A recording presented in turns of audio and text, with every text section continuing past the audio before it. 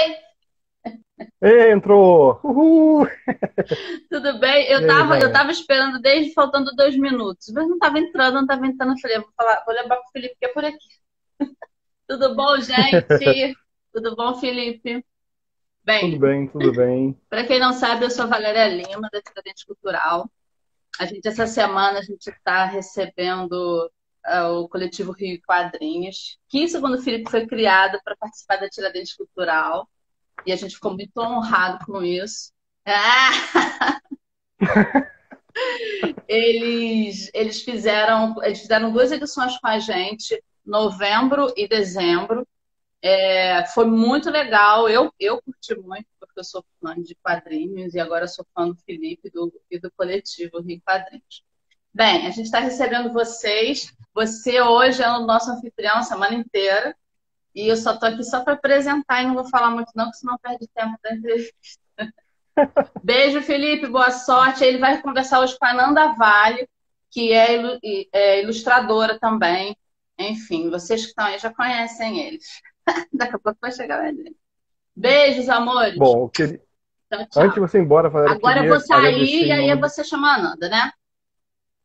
Isso. Eu só Beijão. queria agradecer em nome do coletivo o convite que vocês fizeram para a gente participar. Foi uma coisa super legal. A gente se amarrou na ideia.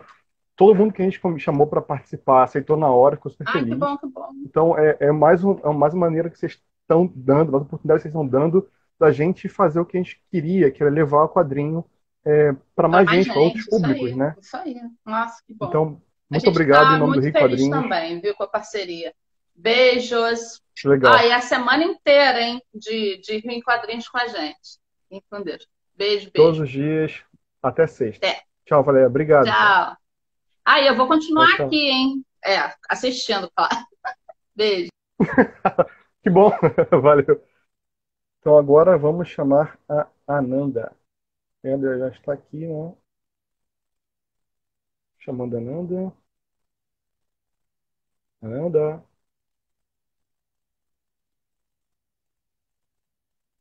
Meu coraçãozinho analógico.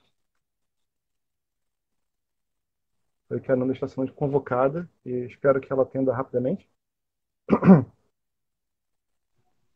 Opa, entrou. Olá! Oi, Está aqui. Tudo tá, bem? tá me vendo? Porque eu tô aquela preta pra mim. Não, não, tô te vendo sim, cara. Tá de boa. Tá super nítida. Inclusive tem uma baita de uma luz, assim.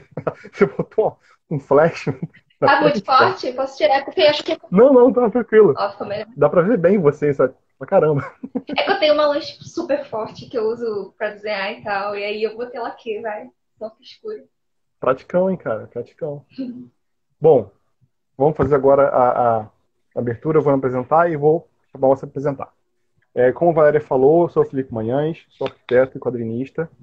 E junto com o Felipe Campos e o João Vitor, a gente fundou o Rio em Quadrinhos, o coletivo evento, para levar quadrinhos a públicos mais diversos em oportunidades e espaços que não necessariamente eram destinados a quadrinhos no início. Pelo convite dela, a gente está fazendo agora uma semana de bate-papo com vários quadrinistas. É um quadrinista por dia, todos os dias às 6 horas. Nossa primeira convidada é a Ananda Vale, que ela é estudante de arquitetura e quadrinista. E aí eu peço agora para ela se apresentar e já vou depois encaixar uma perguntaça tripla. Então, Ananda, a palavra é sua. Oi, obrigada pelo convite. Então, eu sou a Nanda, né? Eu sou do Rio e eu sou estudante de arquitetura, então logo também serei arquiteta. E, gente, tem muito arquiteto em ilustração e quadrinhos. Eu Pode sou, crer. na verdade, eu me chamo primeiro de ilustradora, mas eu comecei a trabalhar com quadrinhos esse ano. E eu tô produzindo um livro meu que tem uma pegada de quadrinho, mas não é totalmente quadrinho. Mas com quadrinhos mesmo, eu tenho trabalhado com balonamento e treinamento para editores. É isso. Beleza. Então, assim, já vou encaixar agora a minha primeira pergunta, que é uma pergunta tripla, como eu falei. Quando, por que e como você entrou no mundo dos quadrinhos?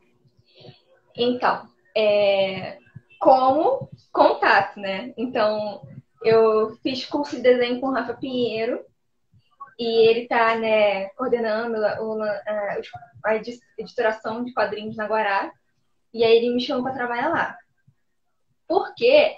É porque quadrinhos eu acho que é um mercado que está crescendo bastante, né? Assim, no Brasil, eu espero que continue crescendo. E é um jeito de trabalhar com arte, com o que eu quero. Eu gosto muito da narrativa visual, e o quadrinho ele é uma narrativa visual, né? Bom, sim. Mas ele tem características específicas. Enfim, é muito interessante. E é uma forma de eu começar a trabalhar com arte, na verdade. Então, eu entrei e estou adorando. Estou aprendendo cada vez mais sobre o mundo. Assim. Eu cheguei meio despreparada, Legal. sabe? E agora faltou só o quando. Quando? Então, foi esse ano. Foi Esse ano. início, meio. Já estava na pandemia, mas foi esse ano. Mais pro início. A pandemia, ela fez umas revoluções em algumas pessoas, assim, de alguma forma. Uhum. Então, uma coisa que quando a gente pensou em te chamar, a primeira coisa, eu não sabia que você estava trabalhando na Guará com letras, né? Eu só lembrava do seu trabalho sobre o Paço Imperial. Eu vou chegar lá. Aí cheguei lá e vi lá a Nanda vai trabalhando na Guará, então, a editora Guará. Aí eu pensei, pô, que legal, cara, mais um assunto para falar com ela. E aí veio a dúvida. Que a gente ficou assim, é letramento ou letreiramento? Então, eu não sei qual é o certo, né? Eu falo letreiramento e balonamento, mas não sei, acho que o outro não tá errado, né? E assim, às vezes também eu falo só balonamento, o letreiramento tá encaixado também junto. Mas foram termos novos pra mim, na verdade. Balonamento Porque assim, é saber que existia. e, e, assim, as pessoas que trabalham com isso também são não é pouco difundidas, talvez. Assim. Eu conheço pouca gente que trabalha com balonização. Nossa, só fica muito mais fácil resolver esse problema. Fazendo a parte dos balões e das letras. Eu sei que de vez em quando eu vejo no crédito da revista alguém que eu sei que é desenhista e de repente está fazendo letra. Uhum. Ou alguém que. Então a gente tem aquele exemplo clássico da Lili Mitsunaga, né? Que, a deusa das letras. Mas. A Mitsunaga, eu acho, eu estou na dúvida. É uma parte, um segmento do quadrinho, né? Uma área do quadrinho que é, sei lá, pouco visível, Uhum. né? E é absurdamente importante. Sim. Você pode ter um quadrinho lindo e aquele balão lá mal diagramado, com aquela fonte estourada, aquele negócio cheio de parecendo uma ampulheta. É horrível. Né? Pode estragar um quadrinho com uma letra mal feita. O balão tem 100% poder de quebrar o fluxo da história, assim. E deixar. Exatamente. Não só pela disposição dele, né? Como pelo acabamento em si, né? Da linguagem visual. Bom, então. Aí é assim. Como é que você trabalha no seu dia a dia com essa área de balonização? Como é que funciona? Então, diz assim, mais tipo, horas de trabalho, como funciona o trabalho em si? Como é que você recebe material para você começar a trabalhar? Tipo, você recebe o roteiro e aí você já tem os espaços já predefinidos, eu já tenho uma marcação no desenho. Então, Como é que se dá essa sua inserção do seu trabalho dentro da página entendi. de quadrinho? Então, depende muito do artista, na verdade. Assim. Às vezes o próprio artista é o colorista e é o autor, e às vezes cada tarefa é uma pessoa diferente, né? Então, o roteiro, normalmente eu recebo ele já assim, ó. Página 1, quadro 1, fulaninho de tal, ciclaninho de tal. Cara, isso sim é muito prático. Se acontece de chegar em prosa ou não tá separado por. Se não tiver separado por quadro, até vai, mas pelo menos por página tem que estar separado, senão pode. A gente fica confuso, né? Porque a gente não tem as falas ainda para saber exatamente o que está acontecendo. A imagem dá uma dica Mas então você pode acabar confundindo as coisas. Então, normalmente eu já recebo o texto separado até em quadro, assim. E a Sim. arte em si varia muito. Eu já fiz o balão em página que estava lápis ainda. E eu fiz balão em página que estava finalizada. O melhor, assim, é quando a página está finalizada.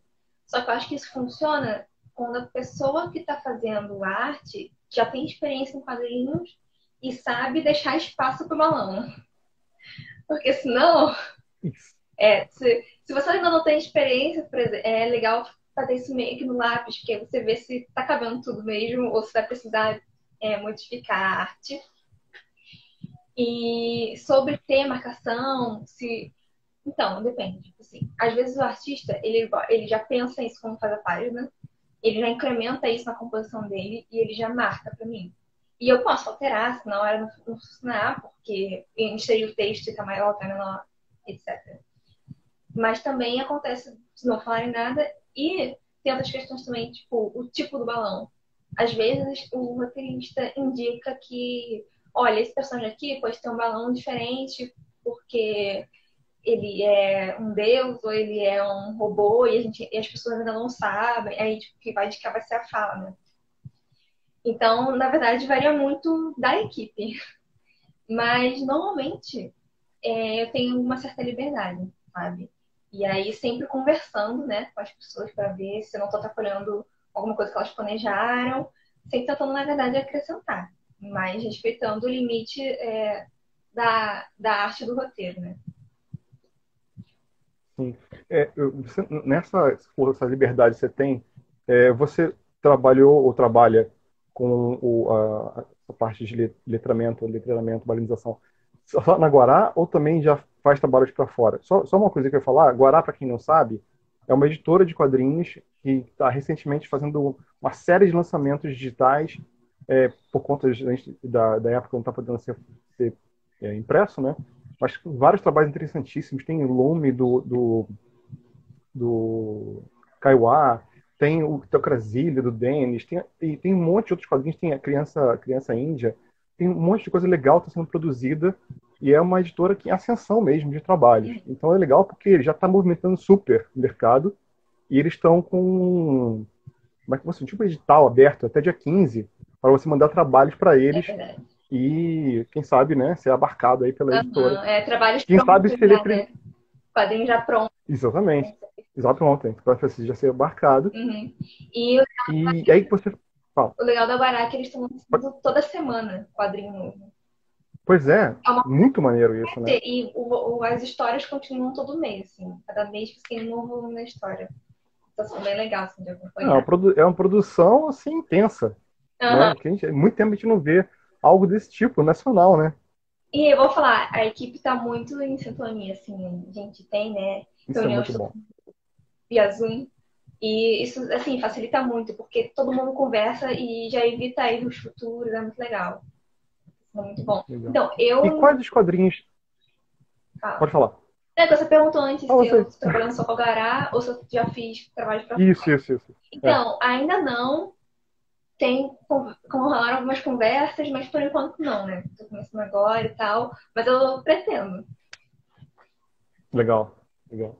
E quais os quadrinhos agora você trabalha hoje? Faz o balonização. Quais que eu faço lá? Desculpa, travou um pouco a minha internet. Isso. Mas eu faço o Cidadão Comum. O Ecos eu peguei a partir do terceiro. Eu faço também o Teocrasília, mas o Teocrasília eu só tô fazendo lá pra frente. Então, porque alguns já estavam feitos antes de eu entrar, então os que saíram ainda não fui eu, mas vai chegar. O Cidadão em Comum eu fiz tudo. E algumas outras coisas que não posso contar ainda. Tudo bem, tudo bem, tudo bem, tudo bem. Coisas que vêm pela frente, tá ótimo, a gente aguarda. Aí depois você fala, fui eu, fui eu. E vem cá, outra coisa. Nesse trabalho de balonizar, qual a liberdade que você tem em relação à fonte? Você geralmente recebe uma fonte já estabelecida? Você que, de repente, escolhe, você desenvolve fonte? Como é que é essa tua relação com a fonte? Oi, peraí, desculpa, travou. Conseguiu me ouvir? Foi meio cortado, Ih, mas agora tá tô bom. vendo que meu vídeo tá esquisitíssimo. Bom, vou repetir a pergunta. Não sei se é a minha internet ou se é a sua internet. Eu não faço ideia, porque pra mim eu te vejo numa boa, mas eu acho que é a minha talvez seja a internet. Eu vou te perguntar outra vez. Como é que é a sua liberdade de escolhas de fonte? Para você fazer um quadrinho, você decide qual vai ser, ela chega para você já definida, você cria fontes, como é que é isso? Então, eu nunca criei fonte. Eu sei que tem gente que faz isso. Eu até pretendo um dia aprender a fazer isso.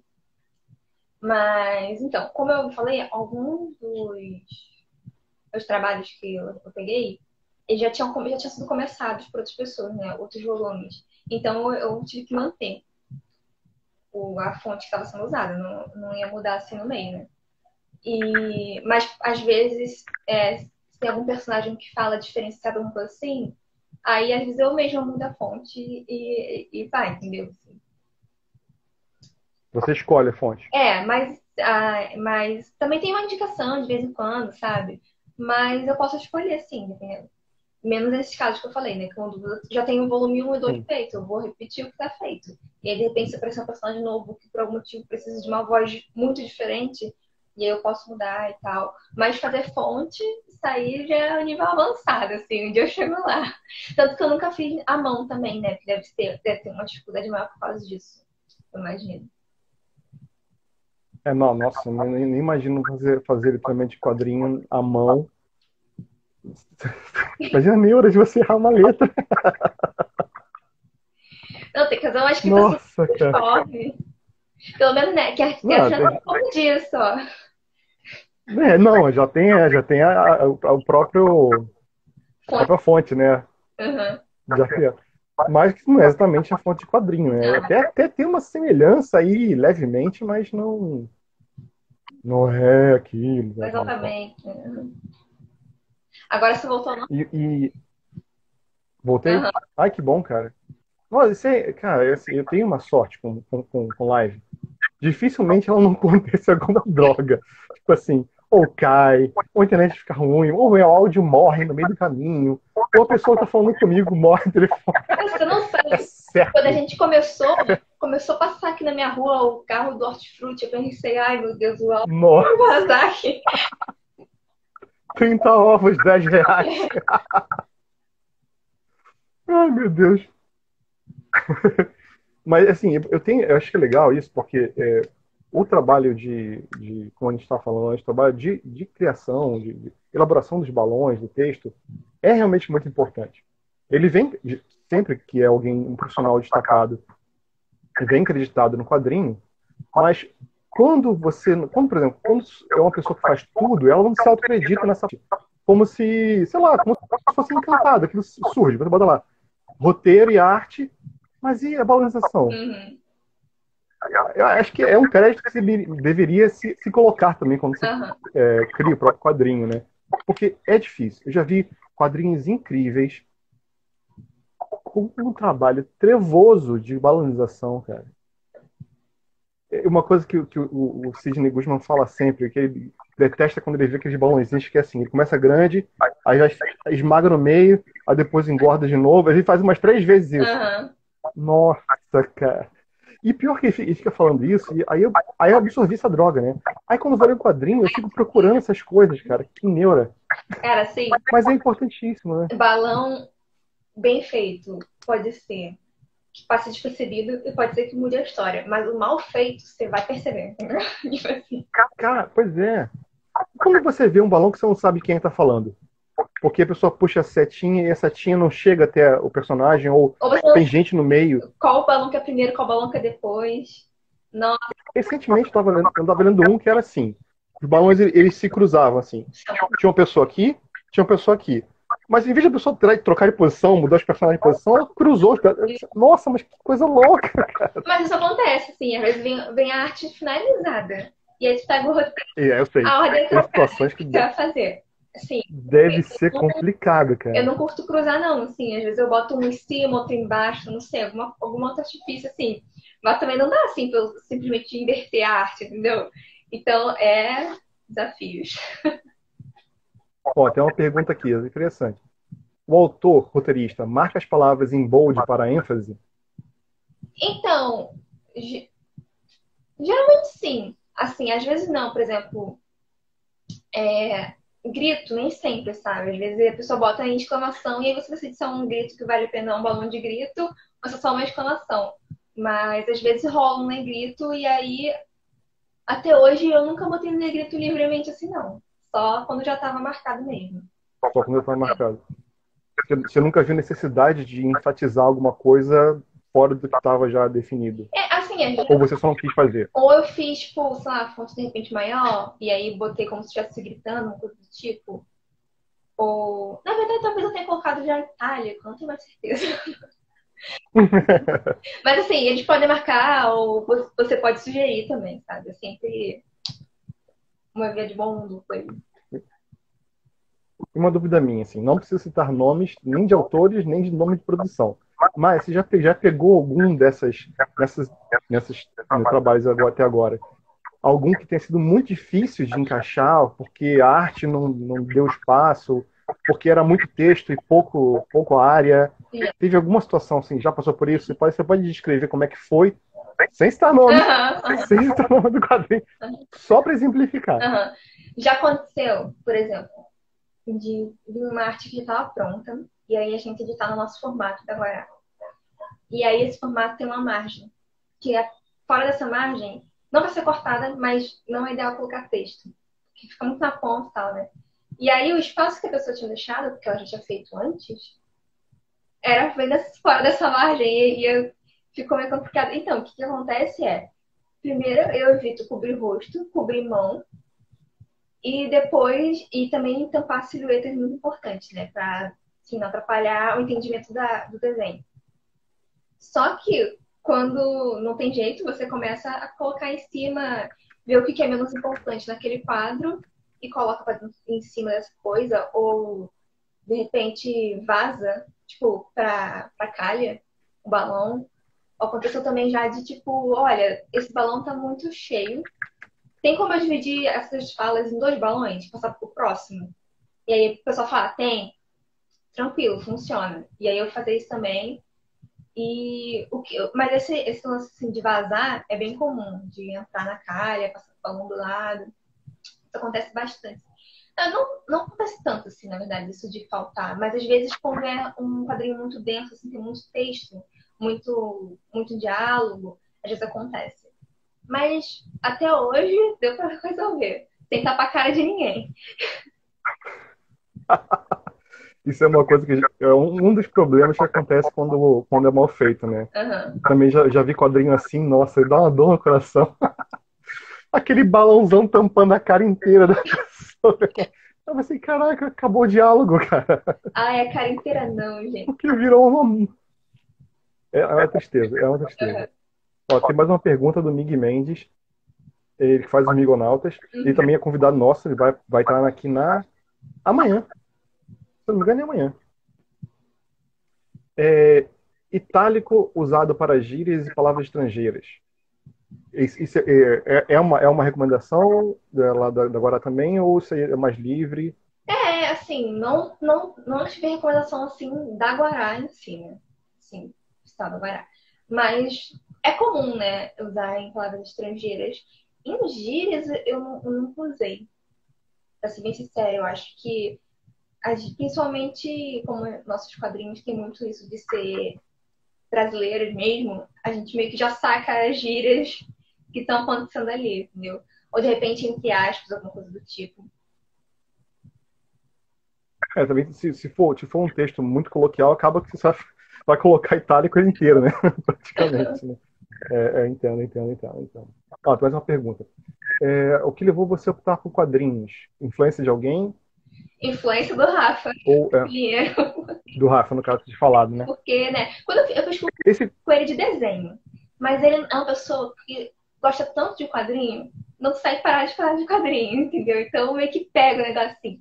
Mas também, outra influência que eu posso dizer é meu pai. Ele lê muito quadrinhos, sempre leu. Então aqui em casa tem um monte. Que legal. Apesar de eu não ler muito, eu sempre vi, assim, teve um que é muito legal, a questão dos balões, que eu li, é o Sandman, o Sandman, porque cada um dos irmãos do Sandman é um balão diferente, uns são negativos, outros são... Nossa, cara. Porque são, né, são personagens muito expressivos e tal, isso é bem legal. Mas acho que foi isso, essas duas influências. Pô, esse caso de ter balões diferentes para personagens diferentes deve ter que ter um guia, né, para você ficar consultando, porque deve ser uma loucura. Uma hora você vai embaralhar a droga toda. Então, eu faço um template, assim, tipo, eu vou fazer o Epos. E aí eu faço um arquivo de template do Epos. As fontes que eu já usei, os balões que eu já usei e tal. Mas guia, assim, de, por exemplo, na internet pra eu ver, eu uso só para os básicos, assim, tipo, grito, rádio. Mas esse, assim, quando o personagem é diferente, eu gosto de inventar, sabe? Eu acho que é mais divertido, porque você vê o personagem e aí você pensa assim, como seria a voz dele? E aí você inventa na hora. Que é uma coisa que você naturalmente faz, né? Quando você vai lendo o quadrinho, você atribui vozes, né, aos personagens e você vê isso refletido na maneira dele falar. Por mais que você não tenha áudio, mas a maneira dele falar tem uma voz própria, muda, mas é uma voz própria, né, de cada um deles. Uhum. E quando você faz esse trabalho, você usa qual programa que você costuma usar? Então, eu costumo usar o Photoshop, mas o Illustrator também funcionaria. Eu nunca usei Clip Studio, esses programas que não sejam da Adobe, porque eu não conheço, então, sabe? Mas eu imagino que deve ter alguma funcionalidade que dê pra usar. O negócio é que quando eu faço no Photoshop, eu gosto de usar em vetor, sabe? Tem aquela caneta, tem a firma da caneta do Photoshop. É mais porque é mais fácil de editar. E aí, de repente, se você fez um balão por um tamanho, é quando você quer fazer tipo, se você copia, você pode aumentar ele. E aí não vai ficar a linha, tipo, a espessura da linha não vai mudar. Vai estar sempre aquela espessura que você botou, o quadrinho inteiro, sabe? Pra ficar uma coisa uniforme. Uhum. Eu acho que é interessante também porque você consegue. Como é que eu faço? Primeiro eu faço o formato do balão, né, na caneta. E depois eu faço o rabicho. E aí quando eu coloco o rabicho e eu junto com a camada do balão, eles ficam visualmente como uma coisa só, mas você consegue editar os dois separadamente. Você consegue mexer o rabicho sem alterar o balão. Se eles fossem uma forma só, ia ser mais complicado. Então, geralmente, isso que eu faço. Mas, no processo, na verdade, assim, não sei se eu falo um pouco assim do processo de colocar na página, assim, um balão, um texto. Que geralmente a primeira coisa que eu faço é botar um texto. Organizo todos os textos da página e depois eu venho colocando os balões. Você falou que usa o Photoshop. Uma vez eu falei num grupo de quadrinistas, não, eu faço tudo no Photoshop. Eu desenho, faço esboço, faço colorização e faço balão. Que? Você faz balão no Photoshop? Tem que ser no Illustrator. Assim, cara, mas eu tô no Photoshop, eu vou no Illustrator pra voltar pro Photoshop, é muito trabalho. Uhum. Eu me viro na droga do Photoshop, eu quero fazer tudo lá. Uhum. O que não der de jeito nenhum, aí eu saio. E eu faço basicamente o que você faz, eu uso a ferramenta para fazer o balão em si, né? De forma vetorial, então eu posso expandir, eu mexo nele, mudo a forma. Cara, é super prático, não tem necessidade de você migrar. Ainda mais que se você tem um Photoshop, você quer ter o do Illustrator também, você tem que pagar o pacote completo, que é caro pra cacete. Né? A não ser que você tenha por outros métodos. Mas no método tradicional, você tem que pagar o pacote mais caro. Não, cara. Pois é. Assim, 40 pratas está de bom tamanho. Eu sempre usei vetor no Illustrator. Eu nunca tinha mexido com vetor no Photoshop. Foi uma recomendação, e aí eu mexi, e assim, sério, é a mesma coisa praticamente, sabe? Tem uma outra ferramenta que muda, mas dá no mesmo, gente. Pois é, assim, é óbvio que um programa direcionado, né, para vetorização, para trabalhar com vetor, ele tem uma série de ferramentas direcionadas a esse tipo de trabalho. O Photoshop é mais para desenho, pintura, blá blá blá. Mas o Photoshop tem uma pregada de coisinhas que são legais, depende de quem queira usar, né? É até fazer GIF, ele trabalha com edição de vídeo, e tem uma série de coisinhas simplificadas, embutidas nele, que salvam a vida de quem Tem só. só tem ele, né? Pois é, já cansei de fazer edição de GIF por conta de fazer várias imagens, ou então até editar microvídeos no Photoshop. Pô, cara, perfeito, sabe? É um baita mão na roda, sabe? Mó adianto. Mas óbvio, né? Cada um faz de um jeito. Acho E na que verdade o legal. o interessante é o processo de cada um, né? Então, mas o legal é porque aí todo mundo consegue. Tipo, os arquivos das outras pessoas também vão vir no Photoshop, entendeu? Então é uma forma de todo mundo ficar no mesmo programa, todo mundo ficar no mesmo formato. Porque aí se eu mando um negócio no Illustrator e aí quem tá tentando fazer um Photoshop pode dar um problema de compatibilização. É, o tipo de incompatibilidade que você não quer ter. Agora, saindo um pouco do quadrinho, quer dizer, não do quadrinho, mas saindo um pouco dessa parte de balonização, letramento e letramento. Quando eu te conheci no Beco do Bocão, que foi organizado pelo Mig Mendes, que está aqui assistindo a gente, e vai estar amanhã. Oi? Vários comentários dele, tô só vendo aqui. Pois é. E vai estar amanhã falando com o João, do Rabiscos Enquadrados, sobre o trabalho dele. Eu te conheci lá e você estava fazendo um trabalho muito maneiro, que era um trabalho, acho que de final de faculdade, né, fazendo desenvolvimento, sobre o Paço Imperial. E eu vi umas ilustrações que você fez, depois eu comecei a te seguir no Instagram e vi os trabalhos que você fez lá. Nossa, achei muito maneiro. Muito maneiro. Eu queria que você contasse um pouquinho. Quem quiser dar uma olhada, acessa depois o Instagram dela, vê lá, ela tem algumas ilustrações que ela fez, eu acho que queria colocar mais um pouco depois, mas já tem algumas coisas lá, rola para baixo, que está um pouco mais para baixo. Mas é muito legal. Eu queria que você falasse um pouco sobre esse trabalho que você fez e que eu entendi que ele tem uma linguagem de ilustração, talvez de quadrinhos, mas fala aí. Então, esse trabalho é o trabalho, né, para finalizar a faculdade. Eu comecei, na verdade, ano passado, só que aí a pandemia e tal atrasou, então não terminei ainda. Mas é um livro ilustrado, onde eu vou contar a história do Paço Imperial desde que ele foi construído. Porque, pra quem não sabe, ele não começou com o Paço Imperial. Ele começou, tipo, Casa dos Governadores, da Capitania do Rio de Janeiro, tipo, antes dele foi Casa da Mãe. Então, tipo assim, aconteceu muitas coisas. Ele foi muito importante, né, para a cidade do Rio de Janeiro, para o desenvolvimento da cidade e pra região também, assim, tipo, a Praça 15 não existia, cara, era mar, entendeu? E aí surgiu ali. Então, Muita coisa na marra, né? pois é, Rio de Janeiro. E aí, então eu resolvi contar a história da região, mas especificamente do Paço. E aí eu quis usar a ilustração para fazer isso, né? Que é aquilo que eu falei, que assim, narrativa visual é uma parada que me intriga super. Aí eu falei, tá, vou fazer. Agora, como que eu vou fazer isso? Que aí começou a virar parecido com quadrinho em alguns momentos, porque a minha primeira. Uma das minhas primeiras referências foi o Here, do Richard Maguire, aqui em português, que eu tô com ele aqui, mas ele está pulando no meu celular, então eu não posso mostrar. Gambiarras. Agora eu tinha que ter tirado pra mostrar, nem pensei nisso. Mas enfim, ele conta a história de um lugar com várias janelas de tempo diferentes, um em cima do outro, né? Quadros de anos diferentes, mostrando o que já foi aquele lugar. E aí eu trouxe muito isso pro meu livro. Então tem esse aspecto dos quadrinhos, porque às vezes está numa página, mas tem um quadro, tipo assim, tá na página vendo o Passo em 2020. Mas tem um quadro sobrepondo que mostra o resto dele em 1743. Então você ficava nessa sobreposição. E aí traz uma dinâmica também, porque aí às vezes eu mostro outra coisa em cima e tal.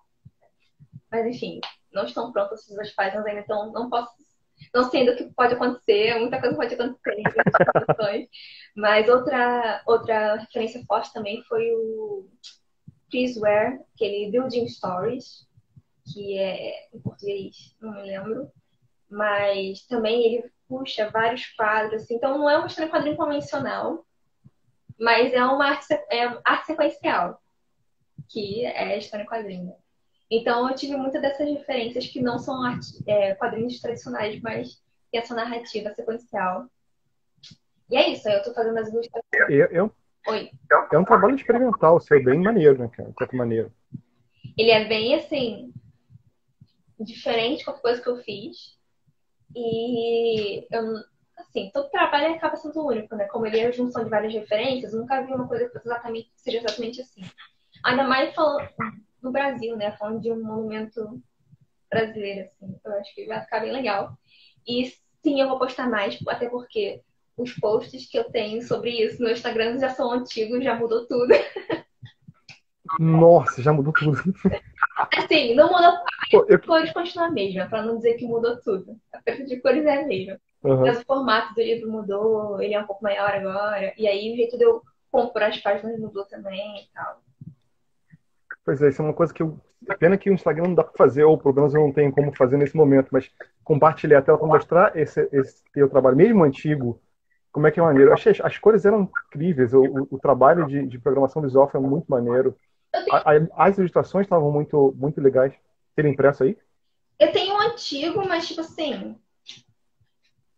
Vamos ver se dá pra gente ver dele aqui. Bote perto da câmera! Fazer um trabalho de compartilhamento de tela analógico. A capa é assim. Sobe Tô mais um brincando com pouquinho. essa. Oi? Sobe mais um pouquinho a Tá imagem, bom. o livro. Dá pra ver? Isso. Aí tá uma boa altura. Beleza. A capa, quando abre, ele fica completo. Quando fecha, Que barato. tinha aqui, que eram só três, que eu imprimi Agora isso acho que a sua aqui. conexão tá meio ruim. Oi? Meio ruim do tipo péssimo. Acho que tá melhorando. Tô levantando, tá vendo? Tá longe, tá perto. Beleza, É beleza, porque eu beleza. vi tudo preto, não sei se isso é normal em live no Instagram. O Instagram tem as suas neuroses. Diz uma coisa, por que você escolheu o Paço Imperial, considerando os vários exemplos de prédios históricos com tem uma história relativamente desconhecida da população? Por que o Paço Imperial foi o seu objeto de estudo? Então, porque eu comecei querendo fazer um guia ilustrado da arquitetura colonial do Rio de Janeiro, do Brasil. Só que isso, cara, é tipo, Pouca pretensão. tem noção, assim, que eu ia fazer isso. E aí, Era pra vida? não, eram 2 semestres. E aí Pô, beleza. eu comecei a filtrar. E ao filtrar, eu falei, então eu vou escolher alguma arquitetura colonial que me interesse para eu falar, ou algum período específico. E fui filtrando, e aí eu cheguei no Paço Real, e aí eu percebi que eu moro no Rio de Janeiro desde sempre, estava no final da faculdade de arquitetura, e eu não sabia a história completa do Paço, que é muito interessante. Eu falei, cara, como é que a gente não sabe disso, sabe? Ele foi muito importante pra assim, a maioria das pessoas sabe que ele foi pro Paço Real, ele foi pro Paço Imperial, mas ele foi tanta coisa diferente, ele já foi agência dos Correios, tipo assim, umas coisas nada a ver. Como eu disse, ele começou como Casa da Moeda também. E aí Aquelas caldeiras lá, um barato, né, cara, né? Naquele pátio. Você fala, nossa, que muito maneiro. tem uma parte lá exposta, né? E aí eu falei, cara, essa história tem que ser contada. E aí eu fui descobrindo também a história da Praça 15, super interessante. Aí, na verdade, eu decidi que ia falar da região que é pra Praça 15. Aí o professor falou, isso ainda é muito. Foi com calma. Meu. E aí eu fui filtrando e a gente chegou da história do passo com o contexto ali do que está acontecendo em volta, né? Porque ele tem muita relação com os edifícios, com não só com a praça, mas com o edifício em volta. Ele já teve ligação física com mais de um edifício ali. E uma coisa também que é muito interessante, como eu disse, a Praça 15 não é um aterro, são uma série de aterros. Então, quando ele foi construído, ele era na beira do mar.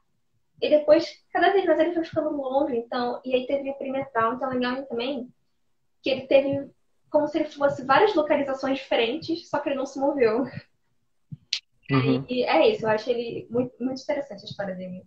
E aí eu já queria trazer essa parte de patrimônio, da história da arquitetura. Aí eu chutei pra ele. Então, no caso, o seu trabalho final ele é voltado para patrimônio histórico. Uhum.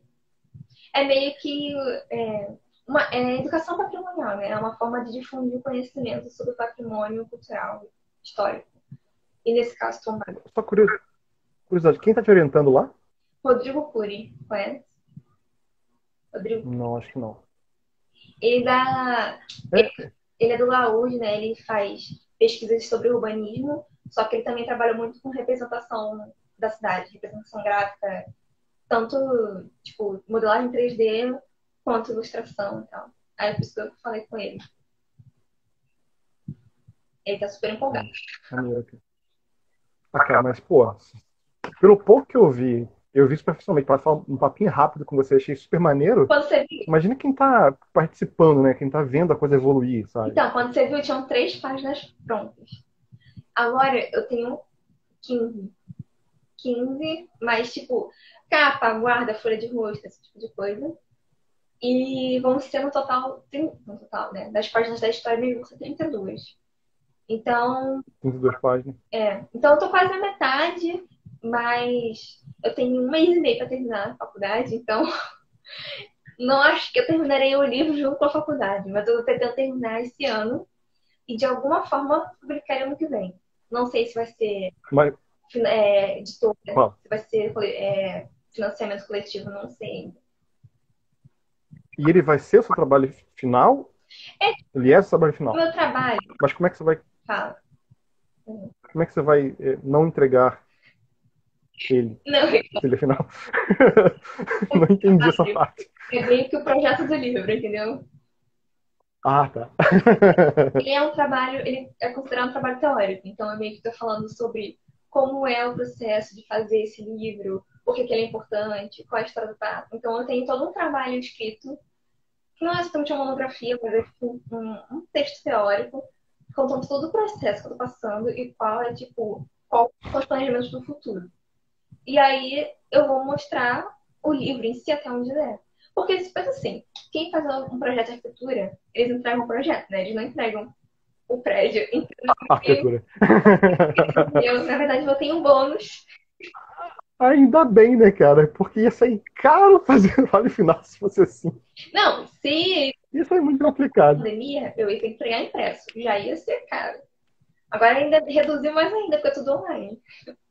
Mas o ruim é que eu não tô Putz, cara, vendo. que adianta. O ruim é que eu não tô vendo ele impresso. Então pode ser que dê um chabu ali quando eu imprimir. Ah, mas ó, agora que você ainda mais está trabalhando mais próximo à parte de produção gráfica, né, com quadrinho, você, qualquer eventual erro que tenha, dá tempo ainda de você corrigir e sair super bom, cara, Uhum. entendeu? Então não tá errado. E essa ideia de você fazer uma publicação, cara, acredito eu que tenha várias editoras aí que, de repente, sei lá, troca uma ideia com o PP, sabe? Tem uns lugares aí que tem um enfoque de publicações de arquitetura, de história da arquitetura, de patrimônio, conservação. Então, assim, lugar eu acho que não vai faltar. Uhum. Né? De repente tem que ter uma forçadinha de barra ali para o pessoal se interessar. Mas, assim, opções tem. E é um trabalho muito maneiro, cara. É um trabalho que merece, de fato, estar impresso, merece estar sendo distribuído quase de alguma forma nas faculdades de arquitetura, nas bibliotecas, nas livrarias especializadas. Assim, é um trabalho que merece estar aí no mundo, ganhar o mundo, entendeu? De fato. Eu só vi pouquinho, tá? Imagina se tivesse visto a parada toda. Uhum. Tá ficando legal. É muito maneiro, cara. E agora, esse teu trabalho que te mexeu com patrimônio e tal, foi isso que te motivou a fazer aquelas ilustrações de móveis antigos? Então, na verdade, mais ou menos. Né? Tipo, eu, como eu estudo design, arquitetura, eu já tenho meio que um gosto por esse tipo de coisa, né? Assim, tipo, design de móveis e tal, eu gosto muito de decoração. Óbvio, faço faculdade de arquitetura. Mas meio que, na verdade, eu tava tentando estudar design de próprio. Eu gosto de todos os designs, entendeu? Então, eu falei, vou estudar design de objeto, é uma coisa que eu nunca fiz. E arte no... e eu gosto desse negócio assim, de história. Então, meio que escrever arte no e arte deco, justamente para é um pouco disso, assim, vou estudar como é que era antes. Não como era agora, porque agora a gente tira uma foto tá aí, entendeu? Eu quero desenhar o que foi. E inventando também, né? Porque eu não copiei, eu fui fazendo os designs. Você foi elaborando a partir do conhecimento que você teve observando? Tipo, É uma criação aquilo lá. isso. Isso eu peguei. Assim, eu não peguei uma referência e redesenhei. Eu peguei várias referências e fui criando um objeto novo. E assim, é que eu queria fazer um desafio. Tava chegando o Mermaid, sabe, né? O de uma sereia por dia em maio. Aham. E, Peraí, pois é, mas você faz... o desafio de sereia você fez de móvel? né, pois é. Aí eu falei, eu quero fazer um desafio todo dia. E Ah, eu não quero fazer sereia, então eu vou inventar o meu aqui, entendeu? Aí eu inventei é justo. É justo. a estudar isso, na verdade. Igual esse livro, assim. Todo mundo tem um projeto que fica, eu queria fazer esse projeto tal e não faz. Sério, transformar o projeto que eu queria fazer no projeto da faculdade me fez, tipo, correr muito com ele e fazer acontecer. Tanto, até porque eu tinha apoio, né? De professores e outros alunos. E além disso, Muito legal. eu tenho que entregar. Então, tipo, eu tenho que fazer. Você não fica naquela de, eu vou fazer, eu vou fazer, eu vou fazer. A coisa de ter o prazo, né, cara? Ninguém quer ter prazo, mas todo mundo adora ter prazo, porque senão a coisa não sai. Não, você conhece, eu nunca tinha feito um projeto enorme desse tamanho. Se eu fosse fazer Um sozinha, bota enorme nisso. cara, se eu fosse fazer sozinha, ia sair um pouco. Ia sair bem ruim. Então, ter ajuda, assim, de pessoas que estudam organização gráfica foi ótimo. Que agora eu consigo, já aprendi como fazer isso. E agora eu posso desenvolver, quem sabe, outros edifícios históricos. Talvez um que pegou Que era o que eu ia perguntar agora. Se você fosse fazer algum outro projeto nessa mesma linha, você já teria algum prédio então, na o cabeça? primeiro que eu penso é o Museu Nacional da Quinta Boa Vista, né? Porque, não só porque ele tem um fogo, Falecido. mas porque a Quinta Boa Vista é um dos meus lugares favoritos da cidade. Eu ia muito lá quando eu era mais nova, assim, e tal, ainda vou lá de vez em quando. E, cara, essa época, né? Império, colônia, eu me interesso muito pela arquitetura dessa época. Então, eu acho que provavelmente seria ele, ainda mais depois que teve um incêndio, assim, com certeza ele seria o próximo, assim, se eu tivesse Hum, tempo de fazer. e maneiro, não. Tempo talvez você tenha, né? Depois que você acabar o projeto final, trabalho, não sei o que, você vai talvez ter algum tempo de respiro. Uhum. Mas é uma parada bem legal, cara. É um trabalho de resgate maneiríssimo. Bom, muita gente. Eu tenho uma prima que ela ficou super triste quando pegou fogo, porque naquele ano ela ia visitar. Ela nunca tinha ido. Poxa. Só que, tipo, sei lá, poucos meses, ou poucas semanas antes dela ir, aconteceu aquela tragédia bizarríssima. Quer dizer, não conheceu, ela tem só visão fotográfica, ela não tem visão de interior, não tem Pensa, nada. né? E pior que o Sororo foi só Então, falando fora, né, também. Gente, o que a gente oi? vai falando, o pessoal comenta aí quais outros edifícios vocês iam gostar também de ter. Porque interessante, ideias aí, manda aí enquanto a gente vai falando. Mas, então, Não, essa ideia já é uma super ideia, cara. mas Porque assim, é, a parte da pesquisa é muito pesada. Então, assim, eu imagino que o não duvido. Palácio da Quinta tenha muita informação, assim, mais fácil de encontrar do que eu faço até. Porque eu passo Imperial, você acredita que eu não achei uma planta dele de ciência, tipo, antes do século passado? E sendo que ele é do século XVII. Eu, Nem no Arquivo Nacional? na verdade, século XVIII, desculpa. Então, o Arquivo Nacional tá fechado, né? Ah, não. Pandemia. Tá. Não, não, tá. Eu digo, antes da pandemia. Então, Você não chegou aí lá. na pandemia eu não achei, mas eu não cheguei aí no Arquivo Nacional. Ah, Não tá, é tá. uma fácil de achar, sabe? Então, eu imagino que o do Palácio da Quinta já seja um pouco mais prático. Tô falando do Teatro Municipal. Ele também é maneiro. Teatro Municipal. E ele tá bem inteiro de como ele era, se eu não me engano. Depois que fizeram aquela reforma, nossa, ficou lindo, cara. Mas toda Trabalho de iluminação, a paisagista. Cinelândia inteira, porque dá um volumão, assim, na real. Não, cara, sabe outro trabalho interessantíssimo que você poderia se fazer? O Palácio Monroe. O, Rod- Finado Palácio Monroe também. o meu orientador, né, o Rodrigo, ele tem se é o mestrado dele ou o doutorado dele, que é sobre o Palácio Monroe. Justamente esse, que é sobre patrimônio também. Mas ele é interessante também, verdade. Não, como objeto arquitetônico é incrível. Como perda para a cidade também, uma perda enorme. Da maneira que foi, então foi péssimo. Mas seria também um trabalho bem legal de resgate que você poderia fazer. Assim, eu considerando essa linha, cara, você super pode seguir fazendo trabalhos assim, cara. Só precisa de Olha financiamento. que maneiro. Aí você tem que tentar aí, né? Nas instituições. Ó, pessoal, Não, bota seu nomezinho aqui. cara, isso tem muito potencial de ter algum financiamento público, né? Eu tenho que só saber falar com as pessoas certas. E coletivo? Você faria algum para você Então, fazer uma tiragem desse teu livro? imagino que sim. Tipo, eu nunca fiz, né? Mas ano que vem, se eu não conseguir logo assim, nenhuma editora, talvez eu faça meio que só assim, tipo, para conseguir imprimir, para mandar, tipo, para conseguir imprimir e mandar para as pessoas, sabe? E aí, Uhum. mas eu gostaria de ter uma coisa mais certa, porque aí, de repente, tipo, se eu consigo, uma editora se interessa por isso, de repente ela se interessa em fazer mais. E eu posso fazer, pô, a cidade do Rio de Janeiro tem muita coisa interessante, sabe? E Rio de Janeiro inteiro, calma. ir fazendo de vários pedaços.